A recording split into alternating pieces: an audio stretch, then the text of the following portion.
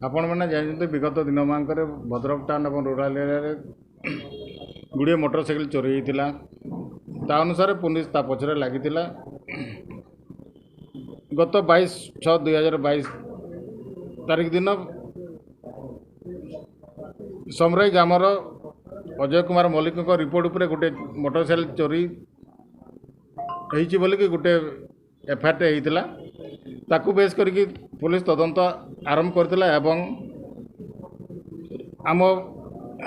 चरमपार railway colony एवं झिमितरा गाँव कुनी पुआ ओरफ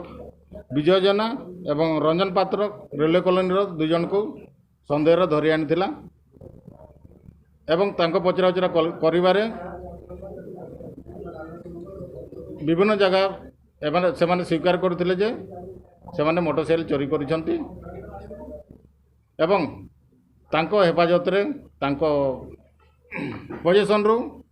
पुलिस विभिन्न जगह चढ़ऊ करिकी 10टी मोटरसाइकिल रिकवरी करिछि एवं से 10टी मोटरसाइकिल रो ओनरशिप पुलिस एना एस्टाब्लिश करूछि